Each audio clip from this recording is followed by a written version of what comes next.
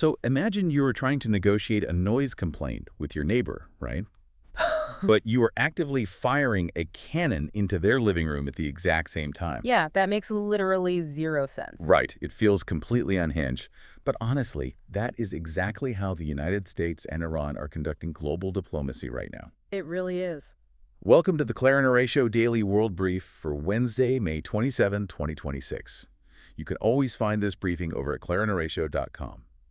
Today, we are looking at a stack of critical sources that really paint a picture of a world navigating, well, just extreme friction. And, we usually expect a linear progression to global events. Like, a problem arises, diplomats meet, they agree, the tension diffuses. But today, that linear process seems to have completely broken down. Yeah, totally. And our mission today is to give you a clear, impartial look at what is actually happening out there, why it matters to your life, and crucially, what we still don't know. Right, no information overload, just the essential mechanisms of what's driving these headlines. Exactly. So let's unpack this paradoxical situation between the U.S. and Iran. On one hand, you have the U.S. Central Command, CENTCOM, and they've just launched military strikes in southern Iran. Right. They are targeting missile sites and boats that they claim were attempting to place mines. And the U.S. is calling this a self-defense measure to protect troops. While Iran, obviously, is furiously condemning the strikes, they're calling it a gross violation of the ceasefire. But then somehow, peace talks are still actively happening in Qatar and India, mediated by Pakistan and Qatar. Yeah, and this is exactly where we have to look past that surface-level contradiction. We need to understand the underlying mechanism of modern statecraft here. Because it looks like madness to the outside observer. It does, but it is actually a strategy of aggressive leverage. Neither side wants to look weak while they're finalizing an agreement. Oh, I see. So CENTCOM is utilizing kinetic military action to essentially force Iran into a corner at the negotiating table. Exactly. It demonstrates that the U.S. will not pause military readiness just because diplomats are talking. And conversely, Iran is using the condemnation to maintain their own diplomatic leverage. Right. They're signaling to their domestic audience that they aren't capitulating. But the signals from leadership are just completely all over the place. Oh, they're everywhere. I mean, U.S. Secretary of State Marco Rubio is over in Delhi, suggesting that a deal could take just a few days as they iron out a document. But then President Trump explicitly states he has instructed negotiators not to rush. Right. He noted that things are proceeding nicely, but, on his timeline. And then Iran's foreign ministry spokesman, Ismail Boghai, he acknowledges progress, but firmly insists a deal is not imminent. So everyone is talking, but nobody is operating on the same timeline. And while they posture over timelines, the economic fallout is immediate. I mean, the Strait of Hormuz is effectively blocked by Iran right now. Which chokes off, what, like a fifth of the world oil supply? Roughly, yeah. Yeah. Now, if you look at global financial markets, they are reacting with this bizarre optimism. The global oil benchmark, Brent crude, actually slid 5.5% down to around $97.70 a barrel. Wow, really? Yeah, and in Japan, the Nikkei 225 stock index hit a record 65,000 for the first time. The markets are basically pricing in a successful resolution to these talks. Wait, hold on. You're telling me the Nikkei is hitting record highs because investors are optimistic, but at the exact same time, the UK's energy regulator, Ofgem, just announced that household energy bills are officially rising by 13% in July. That's right. I mean, that's an average increase of £221 a year for a typical household, and it's directly driven by a 25% spike in wholesale gas prices caused by this conflict. Yeah. How do those two realities exist on the same planet? It is a phenomenal question. And it really comes down to what markets actually measure. Global markets, they don't price in morality, and they certainly don't price in localized suffering. They price in supply chain probability. The massive institutional investors driving the Nikkei to record highs, they're betting on the future probability that the Strait of Hormuz will reopen soon. But your energy bill in the UK? Right. That is dictated by the current reality of gas reserves and immediate procurement costs. It is absolute proof that diplomatic delays, even if they eventually lead to a successful treaty, they have immediate, expensive consequences for regular people right now. Yeah, geopolitical posturing is never victimless. And that localized friction is turning into widespread destruction when we look slightly further west. It really is. The violence in the Middle East, specifically in Gaza and Lebanon, is rapidly escalating on two fronts. In Gaza City, An Israeli strike hit the upper floors of the busy Al-Khaili residential building. And that strike killed Mohammed Odeh. Right, who was the brand new commander of Hamas's military wing. I mean, a man who literally just took over days ago after his predecessor was killed. Yeah, and dozens of others were injured in an area packed with shoppers. Concurrently, in Lebanon, Israel launched an intensive wave of strikes killing at least 31 people, including women and children. This was right after Israeli Prime Minister Benjamin Netanyahu vowed to press the pedal even harder against Hezbollah. The information space surrounding these strikes is just incredibly dense. Both sides deploy intense narratives to justify their actions and, condemn the other. What are the specific claims being made? Well, the IDF and the Shin Bet, that's Israel's internal security agency, they claim that Odeh was an architect of the October 7 attacks. They assert they have a continuous overriding license to target Hamas leadership. And they also allege Hamas is violating the ceasefire by failing to disarm, right? Yes. But conversely, Hamas claims Israel is fundamentally breaching the ceasefire terms by attacking residential buildings. And in Lebanon, the Israeli military accuses Hezbollah of violating agreements with rocket attacks, which they say forces Israel's hand. There is a ton of finger-pointing here. And as a listener trying to make sense of this, it's really hard to know what's real amid all the propaganda. It is very difficult. So if we strip away the blame game and the justifications, what is the undeniable reality on the ground? The verified facts, totally devoid of any political spin, are these. The strikes occurred in both Gaza and Lebanon. Mohammed Odeh is dead. Okay. Dozens of civilians across both regions have been killed amid widespread infrastructural destruction. And the ceasefires in both areas have been repeatedly violated to the point of irrelevance. So the mechanism of a ceasefire has entirely broken down. What does that actually mean for the broader stability of the region? It means that this dual-front escalation threatens to completely derail any remaining fragments of diplomatic progress. When you have continuous strikes in civilian-dense areas, you are leaving millions of civilians displaced and in daily imminent danger. Yeah. The humanitarian toll compounds by the hour, and it just makes any broader regional stabilization nearly impossible to achieve. When you're trying to make sense of all this geopolitical chaos, it really helps to have a reliable anchor. And that is exactly why this Clarin Ratio Daily World Brief exists. And as a quick reminder, clarinratio.com is the ultimate home for free-thinking daily news. And beyond these daily briefings, it is also where you can find fascinating brain candy rabbit holes to explore. Exactly. For when you need a break from the heavy headlines, right? Alongside a really fantastic library of classic audiobooks, it is all there for you to explore at your own pace. And it provides a crucial space to step back and look at the larger structural shifts happening globally. Speaking of structural shifts, that breakdown of U.S. mediation isn't just happening with Iran or the Middle East. We're seeing the exact same vacuum in Europe right now. Yeah, that's a huge story. Kyiv is actively urging the European Union to step in and mediate an end to the war with Russia, because the long-standing U.S. mediation efforts have essentially ground to a halt. Right. Secretary of State Marco Rubio bluntly stated the U.S. wasn't interested in hosting an endless cycle of meetings that lead to nothing. So now, Ukraine's foreign minister is pushing for European involvement.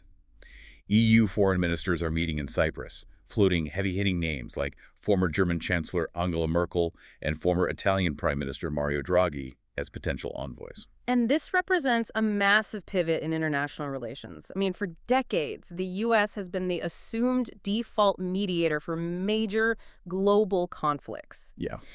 Ukraine recognizing that the U.S. might no longer serve as their diplomatic safety net, it really forces Europe to confront its own agency. But I have to push back on this a bit. Are European leaders actually positioned to negotiate with Putin right now? Or is this just, wishful thinking from Kyiv while Russian missiles continue to pummel their cities? You've hit on the exact tension that analysts are highlighting. There is a strong consensus that Europe lacks the necessary leverage. Why is that? Historically, Moscow prefers dealing directly with Washington simply for the optics of status. They want to be seen negotiating with the other superpower. Furthermore, Russia has increasingly accused the EU of undermining peace efforts by supplying Ukraine militarily. And let's not forget, the EU itself is heavily divided. Right. Nations like Sweden and Lithuania demand maximum pressure on Russia, while others argue for a more moderate approach. So while Ukraine desperately wants to break the deadlock, It is highly uncertain if an EU envoy, even someone of Merkel or Draghi's immense stature, would be received by Moscow in any meaningful way while the conflict is actively escalating. So we see traditional diplomatic mechanisms stalling abroad and a vacuum of U.S. leadership overseas. But that dynamic is actually mirroring a massive vacuum in legacy leadership right here at home in the United States. There really is. We just witnessed a stunning political upset in the Texas primary. Texas Attorney General Ken Paxton easily defeated Senator John Cornyn in a Republican runoff. And let's be clear about who John Cornyn is. He was a 23-year incumbent in the Senate, spending 12 of those years in high-ranking leadership positions. He had a massive financial advantage. He was the absolute definition of an establishment party loyalist. And yet, he was entirely routed by Ken Paxton. Paxton is a figure who has been beset by severe personal and political scandals for years. So how does a scandal-ridden challenger dismantle a 23-year, well-funded incumbent so easily? What is the mechanism behind that victory? Well, the mechanism is the populist playbook, and it relies entirely on the electorate's current disdain for legacy institutions. Interesting. Paxton ran a highly effective campaign painting Cornyn not as experienced, but as too old, too timid, and too deeply embedded in the Washington establishment. And Paxton secured a crucial late endorsement from Donald Trump, didn't he? He did. When you see political stalwarts like John Cornyn getting wiped out, it really changes how you should view the upcoming general elections, perhaps even in your own district. Right. Voters in the Republican base are actively demonstrating a preference for firebrand, populist outsiders over traditional institutional stalwarts. The legacy of an institution offers absolutely zero protection against the volatile mood of today's electorate. It is a total rejection of the old guard.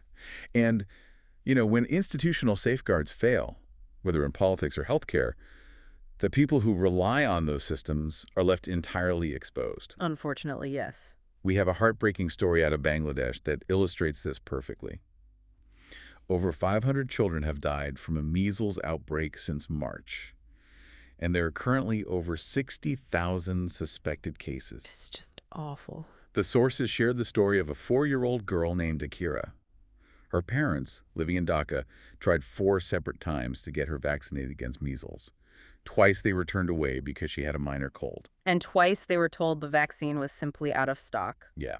She eventually contracted the virus, developed severe symptoms, and passed away after 27 days in and out of the hospital. It is a devastating tragedy for that family, and it forces us to look under the hood of how a preventative health system breaks down so completely. Because just like with the conflicts we discussed earlier, there's a lot of blame being thrown around. Right. UNICEF is placing the blame squarely on the interim government of Bangladesh, which took power after long-term ruler Sheikh Hasina fled the country amid protests. UNICEF alleges this new government decided to change the vaccine procurement process, causing critical delays.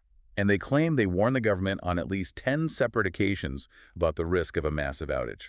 But the interim government is vehemently denying that. A former special assistant to the health ministry stated publicly that absolutely no changes were implemented in the procurement process during their tenure. And they maintain they collaborated consistently with UNICEF. Exactly. So whoever is right on the paperwork, what is the actual underlying failure that caused Akira and thousands of other children to be left without protection? Well, the verifiable underlying reality agreed upon by health experts is that the system has been quietly fracturing for years. Really? How so? There have been significant gaps in routine childhood vaccinations since the COVID-19 pandemic. Health workers stopped their door-to-door campaigns, and parents were afraid or unable to visit clinics. So that pre-existing vulnerability created a massive pool of unvaccinated children. Precisely.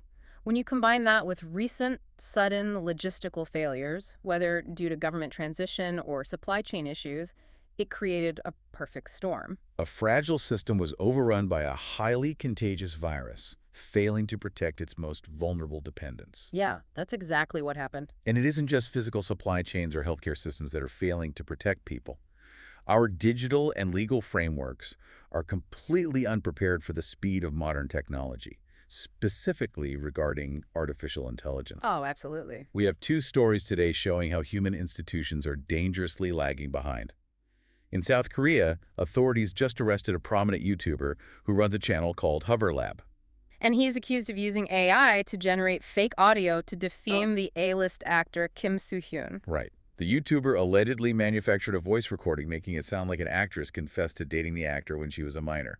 And even though the actor adamantly denied it, and police confirmed the audio was entirely AI generated, the scandal completely halted his career and forced him into psychiatric treatment. It is a chilling example of how AI can instantly bypass our traditional societal mechanisms for establishing objective truth. The damage to the individual's reputation and livelihood was done instantaneously across social media. But the institution of the law. It took them a full year to catch up, investigate, and make an arrest. The legal framework was entirely too slow to prevent the harm. And that lag isn't just causing social harm, it is threatening hard technical security too. Yeah, we're hearing from a champion ethical hacker who goes by the name Chompy. She just won massive prizes at a prestigious international hacking competition in Berlin. But she is actively sounding an alarm. She is warning that AI tools, specifically highly advanced models like Claude Mythos, are becoming so adept at finding software vulnerabilities that human cybersecurity experts are soon going to be completely outmatched. The nuance here is critical, though. Chompy is currently using these AI tools to assist her own work. Right, she described going into zombie hacker mode, working grueling 12-hour shifts to find bugs in secure systems before criminals exploit them. But she predicts that the window where a human utilizing AI is superior to an autonomous AI acting alone is rapidly closing. So Chompy is basically using a bloodhound to find the security leaks.